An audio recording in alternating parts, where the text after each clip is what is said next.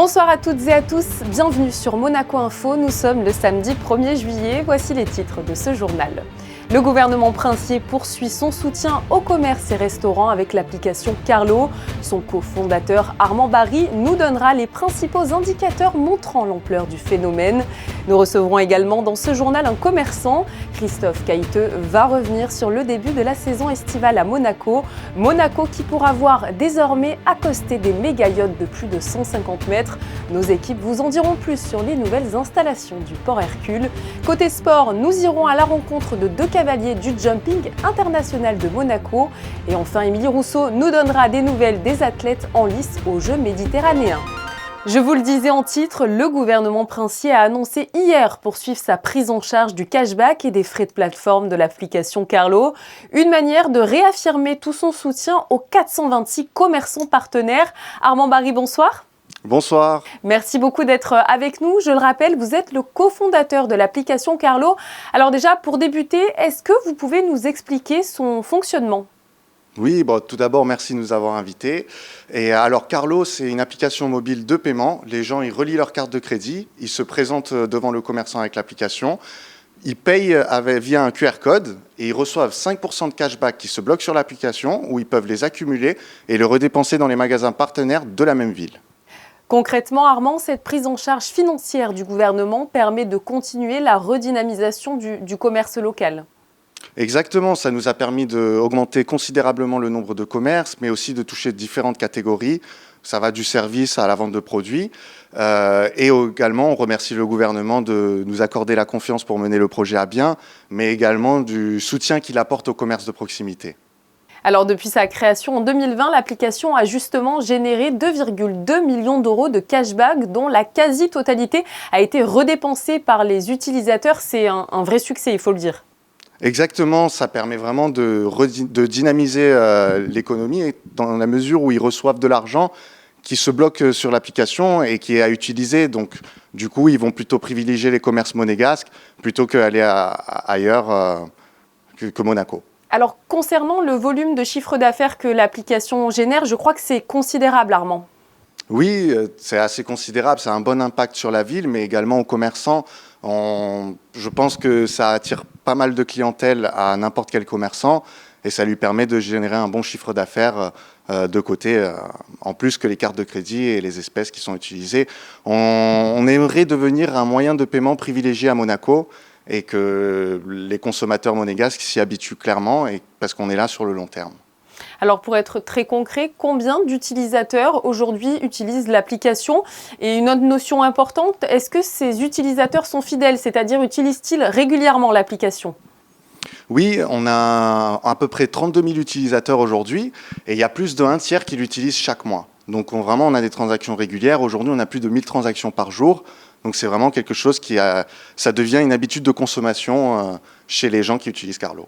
Alors, il y a 426 commerces en principauté, on l'a dit, qui acceptent désormais les paiements avec Carlo. Est-ce que votre objectif à ce niveau-là est atteint ou d'autres vont encore rejoindre la plateforme ?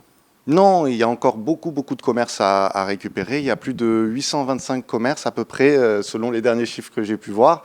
Et je pense que justement, on peut considérablement augmenter ce nombre de 425. Donc on continue justement à aller voir les commerçants, de faire de porte-à-porte et de leur présenter la solution et la confiance que le gouvernement nous donne avec. Merci beaucoup Armand pour ces éclaircissements. Je vous en prie, merci à vous. L'application Carlo qui génère donc un cercle économique vertueux qui bénéficie à la fois aux commerçants monégasques et à la clientèle locale. De très bonnes nouvelles donc pour la consommation à Monaco. Une consommation qui risque d'augmenter encore plus avec les vacances scolaires. Et oui, aujourd'hui est le premier jour des grandes vacances pour tous les élèves de la principauté. Alors, qu'allez-vous faire cet été ? Juliette Rappert est allée vous poser la question. Je vais partir en colo et je vais aller dans un hôtel à Vacances Bleues. Alors, on va partir en vacances au lac de Serponçon et un peu de montagne dans l'arrière-pays pour prendre le frais. Je vais au Canada dimanche. Cet été, je pars en Thaïlande et pour aller dans les terres et visiter. Je vais partir dans 2 semaines aux Philippines. Donc, faire du volontariat pour les coraux. Je vais aller à Londres et à Rome avec ma sœur. Alors je pense que je vais peut-être partir à New York cet été Et qu'est-ce que je vais faire? Je pense que je vais juste visiter les musées, les monuments et profiter des vacances. Et oui, il faut en profiter. Les vacances scolaires permettent aux enfants de faire une belle pause durant l'année, mais qu'en est-il des parents? Après l'arrivée d'un nouveau-né, il est souvent difficile de concilier ce nouveau rôle avec le travail. C'est pour cela qu'un projet de loi sur le statut des fonctionnaires vient d'allonger le congé paternité. Il sera désormais de 21 jours contre 12 auparavant. Cette loi rentrera en vigueur au 1er janvier 2023. Elle permettra de renforcer la participation des pères à la vie de famille, un moyen aussi d'aller vers un partage plus égal des responsabilités entre les femmes et les hommes au moment de la naissance de leur enfant. Je vous emmène à présent en direction du Larvoto pour retrouver un nouvel invité. L'été est bel et bien là depuis maintenant plusieurs semaines et la principauté semble avoir fait le plein de touristes. Que pensent les restaurateurs monégasques de ce début de saison? Christophe Caïteux est le directeur du Miami Plage. Bonsoir à vous Christophe. Bonsoir. Lorsqu'on se promène en ce moment dans les rues de Monaco, on a vraiment l'impression que beaucoup de touristes étrangers notamment ont pris possession des lieux. Oui, je vous confirme qu'on a un surplus de clientèle. On peut dire que la saison est réellement lancée. Justement, par rapport à cette clientèle, est-ce que vous avez des monégasques, des résidents qui viennent aussi en profiter ou ce sont essentiellement des étrangers, Christophe ? Nous avons la chance d'avoir beaucoup de résidents, beaucoup de locaux, mais on note aussi le retour de la clientèle américaine que nous n'avions pas vu depuis quelques années. Vous pensez que c'est dû à la fin des restrictions, à la fin du Covid? Est-ce qu'on reprend un petit peu quelque part une vie normale? Nous, on est très heureux de pouvoir reprendre notre métier et notre activité sans les moindres restrictions. Alors comment vous qualifieriez justement ce début de saison estivale? Bon, très bon, parfait peut-être? Il est pas loin d'être parfait. On n'a jamais connu ça. Moi, ça fait ma 19e année de présence sur ce site et on n'a jamais eu de tels résultats. Alors en plus, la nouvelle version de l'espace balnéaire du Larvoto a été inaugurée il y a environ 1 an. Avec le recul, est-ce que cet outil à vos yeux est toujours autant incroyable à pratiquer au quotidien? Je pense que maintenant nous avons pris la pleine mesure de l'outil qui nous a été fourni et effectivement on peut dire que c'est un outil qui est parfait. Honnêtement, on a la place, on a tout ce qu'il faut pour être productif et on a les capacités d'accueil, on a la capacité de production, on a la place nécessaire pour accueillir les gens dans de très bonnes conditions et la clientèle est très reconnaissante de ce changement. Pour gérer toute cette clientèle, tous ces touristes, tous ces résidents, tous ces monégasques qui viennent au Miami, je suppose que vous avez dû, pour tout gérer, recruter une belle équipe parce que vous êtes à la fois restaurant mais aussi une plage privée. J'ai la chance d'avoir une équipe avec moi depuis plusieurs années. Notre fierté, c'est qu'il y a même des enfants d'employés qui travaillent maintenant chez nous. Ça signifie aussi que j'ai beaucoup vieilli, mais je suis content d'avoir fait cette passation de génération.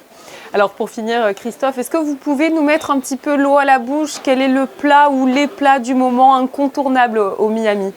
Au Miami, on a fait un petit virement, on a essayé de moderniser, on va dire, cette vieille maison qui a été créée en 1975 et on est beaucoup parti sur les poissons et des plats très frais, sur des carpaccio, des ceviches, ces choses qui sont un petit peu plus tendance maintenant et qui, au vu de la température, sont quand même beaucoup plus digestes.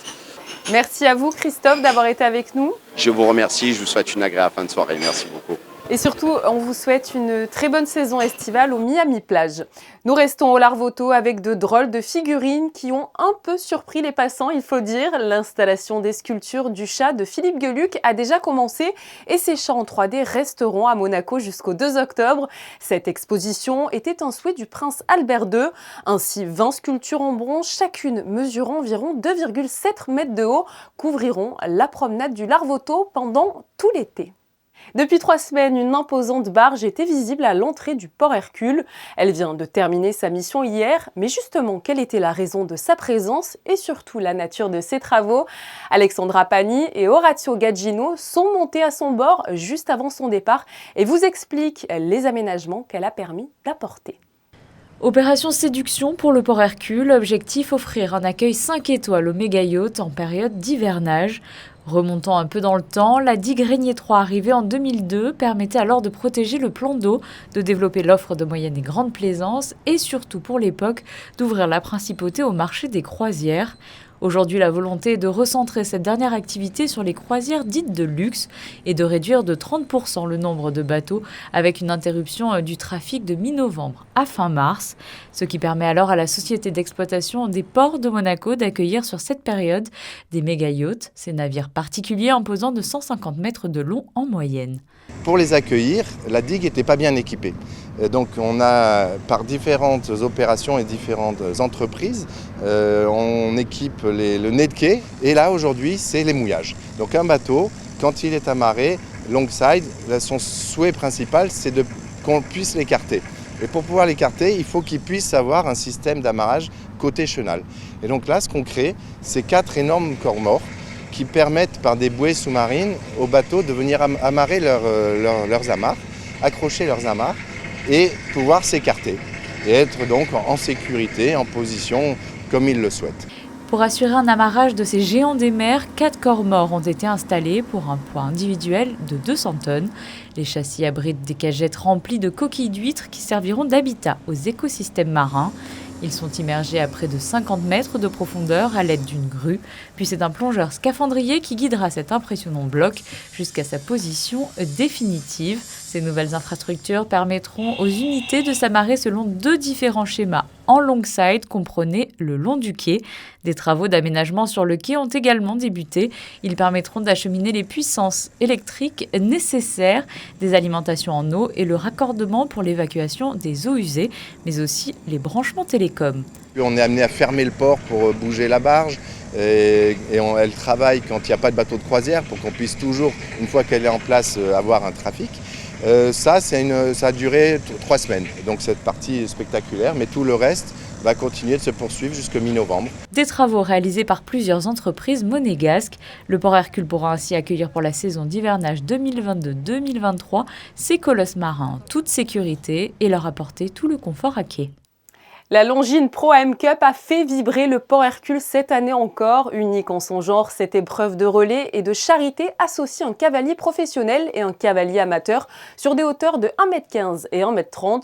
Une course contre la montre qui a emballé les spectateurs. Et c'est l'équipe qui courait pour l'AMAT qui a remporté cette course contre la montre. Je vous propose d'entendre la réaction des 2 cavaliers victorieux à la sortie de l'épreuve. Le sentiment était mitigé parce que avant de monter, je montais un jeune cheval avec une cavalière qui est une cavalière top et qui gagne beaucoup d'épreuves et je ne savais pas comment allait réagir mon jeune cheval de 7 ans. Ça a été un super moment et puis dans la deuxième manche, il a tout donné quand il a vu le parcours de rêve qu'elle avait fait. C'était une super soirée. We're really happy. She was really good and it was so cool. Vous avez eu le plaisir de voir donc tout à l'heure en ouverture de cette soirée. Sur Monaco Info, nous essayons de vous faire vivre au plus près les Jeux méditerranéens qui se déroulent en ce moment même à Oran. Voilà une semaine que la 19e édition a débuté. Les compétitions se poursuivent. Vous le savez, Monaco est représenté dans 10 disciplines. Vous avez déjà pu suivre les résultats du tennis de table, de l'athlétisme ou encore du tennis. Mais nous n'avons pas encore abordé le judo. Émilie Rousseau, vous êtes sur place avec la délégation monégasque. Combien de judokas portent les couleurs de Monaco à Oran ? Eh bien, ils sont au nombre de 2, Julia, Nicolas Grinda dans la catégorie des moins de 90 kg et Marvin Gado chez les plus de 100. 2 profils bien différents qui ont déjà connu ce genre de compétition. Malheureusement, tout ne s'est pas passé comme prévu pour les protégés de Marcel Pietri. On avait connu Nicolas Grinda aux Jeux Olympiques de la jeunesse à Nanjing, en Chine, en 2014. Depuis, le jeune garçon a bien grandi. Son judo a aussi évolué, tout comme ses priorités. Le monégasque a pris du recul par rapport au haut niveau. Et sur le tatami, face à des adversaires plus aguerris, cela peut faire une différence. Opposé au Français Francis Damier, un espoir de sa catégorie, Nicolas Grinda se fait surprendre à 2 reprises. De Wazahari qui lui coûte le combat après avoir bien résisté face à un adversaire entreprenant. Il reste cependant fier de ce qu'il a pu montrer à Oran. Depuis que j'ai choisi une autre voie, maintenant j'ai un atelier de maroquinerie, donc j'ai changé un petit peu. Je m'implique beaucoup plus dans ça parce que c'est mon entreprise, il n'y a que moi qui travaille dedans. Donc j'ai besoin de beaucoup de temps pour ça. Et c'est vrai que travailler avec ses mains, ça suppose aussi prendre soin de ses mains. Donc c'est vrai que le judo c'est toujours très important pour moi, c'est toujours un honneur de représenter la principauté, de pouvoir voyager, de pouvoir se donner au fond dans les compétitions, mais il faut quand même être réaliste des fois et savoir qu'il y a des judokas, c'est leur métier à temps complet, donc on fait au mieux, on essaie de représenter au mieux la principauté et je pense que ça s'est reflété sur cette compétition. L'autre représentant monégasque s'appelle Marvin Gado. Lui aussi connaît ses deuxièmes Jeux méditerranéens, mais à Oran, il se présente à seulement 30% de ses capacités, freiné dans sa préparation par une blessure à l'épaule. Face aux Marocains, Zouer et Seriri, le judoka monégasque cherche la faille, mais ne la trouve pas et s'inclinera finalement sur Ippon à 52 secondes de la fin de son combat. Forcément, je suis déçu parce que c'est quelqu'un que j'ai déjà battu. Après, ouais, j'ai été écarté des tapis pendant 3 mois, pris une blessure à l'épaule. Donc on va finir de faire les soins et tout ça et se concentrer sur Paris 2024, qui est l'objectif. Et pour préparer au mieux cet objectif, Marvin Gado enchaînera les tournois. À la rentrée, il s'envolera pour Tahiti, la République dominicaine et le Pérou. Selon son entraîneur Marcel Pietri, le monégasque a de grandes capacités, beaucoup de potentiel pour réussir dans sa catégorie. À lui désormais d'en prendre conscience pour le voir, on l'espère, briller au plus haut niveau. Merci Émilie. Autre nouvelle d'Oran, Wenceslas Tomel a commencé le concours de saut d'obstacle hier. Le cavalier monégasque a fait un sans faute sur les 2 premières manches, mais a écopé de 3 points de pénalité pour avoir dépassé le temps imparti. Suite de la compétition demain avec les 2 dernières manches. Une info mercato pour clore ce volet sport. Paris Lee quitte la Roca Team. Le meneur remplaçant de Mike James cette saison ne poursuivra pas l'aventure sur le Rocher. L'Américain s'est engagé pour 2 saisons avec le Panathinaikos et disputera donc une nouvelle fois l'Euroleague après avoir atteint les quarts de finale avec la Roca Team. Bonne chance à lui dans la poursuite de sa carrière. Tout autre chose à présent avec cette nouvelle exposition à la Maison d'Art. Elle s'intitule « L'or profane et sacré » et elle est dédiée aux peintres du XIIIe siècle à nos jours. L'or est au cœur de ces peintures sacrées, symbole de richesse et de beauté. La Maison d'Art a combiné ses œuvres ancestrales avec des œuvres de l'artiste contemporain Carlos Rolón. L'exposition a débuté à l'Hôtel de Paris et se tiendra jusqu'au 8 juillet. Nous vous parlons régulièrement des actions menées par Fighteds Monaco. Il y a une dizaine de jours, par exemple, une équipe de Monaco Info suivait les célébrations des 12 ans de la maison de vie à Carpentras, qui accueille des personnes vivant avec le VIH. En principauté, l'association est à pied d'œuvre pour préparer sa grande soirée annuelle, Salle des Étoiles. D'ailleurs, à ce sujet, un véhicule est exposé à Monte-Carlo. Lequel et pourquoi? Élément de réponse avec Sandrine Nègre et Orazio Gaggino. Elle est située au cœur de l'allée Princesse Charlène, à 2 pas de la place du Casino. Cette Fiat 500 électrique illustre le soutien sur lequel peut compter l'association Fighteds Monaco, présidée par son Altesse Sérénissime la Princesse Stéphanie. Un véhicule phare à Monaco, que vous pouvez trouver un petit peu partout dans les rues de Monaco, puisque c'est un véhicule idéal pour cette ville, idéal pour la principauté. L'idéal dans les voitures, comme vous le savez, et notamment dans cette voiture, c'est de la voir, de rentrer dedans, de l'essayer éventuellement. En tout cas, nous sommes à disposition pour justement vous montrer ce véhicule plus en détail. Et si cette voiture est exposée ici depuis le 1er juillet, la date n'est pas le fruit du hasard. L'idée est de vous permettre de participer à la grande tombola du gala Fighteds Monaco. Il a lieu le samedi 23 juillet au Sporting, comme chaque année. Et donc il y aura pour Fighteds Monaco une tombola d'organiser avec, comme chaque année, de grandes maisons, dont bien entendu Cartier comme fidèlement, le groupe Second avec la Fiat 500, d'autres que je pourrais citer comme Ropossi, Piaget, Louboutin, enfin nous avons plus d'une quinzaine de lots et tous plus beaux les uns que les autres. Le gala d'été est notre principal événement maintenant de collecte de fonds et qui nous permet de financer à la fois des actions sur Monaco pour les personnes vivant avec le VIH que nous accompagnons et bien entendu financer la maison de vie à Carpentras où nous accueillons aussi des personnes vivant avec le VIH. Le premier lot de la tombola est donc cette Fiat 500 offerte par le groupe Second Automobile. Vous pourrez tenter votre chance en ligne jusqu'au 20 ou en scannant tout simplement ce QR code. Nous retrouvons Alexandra Pani à présent pour tout savoir de vos prévisions météo pour ce dimanche 3 juillet. Je crois d'ailleurs que les températures vont grimper. Bonsoir à vous Alexandra. Bonsoir Julia, bonsoir à tous. Attention, dimanche il fera très chaud. Le thermomètre affichera jusqu'à 32 degrés. Alors n'oubliez pas de bien vous hydrater, de ne pas vous exposer aux heures les plus chaudes de la journée. La journée sera largement ensoleillée et en ce 3 juillet, nous fêterons les Saint-Thomas. Merci Alexandra pour ce point complet sur la météo. Pour clore ce journal, je vous propose de découvrir en images les installations des statues de Philippe Geluck dont on vous a parlé sur la promenade du Larvoto. Ces photos sont signées Manuel Vitali et Stéphane Dana. Moi je vous souhaite de passer une très bonne soirée sur Monaco Info et on se retrouve demain évidemment pour le best-of de la semaine.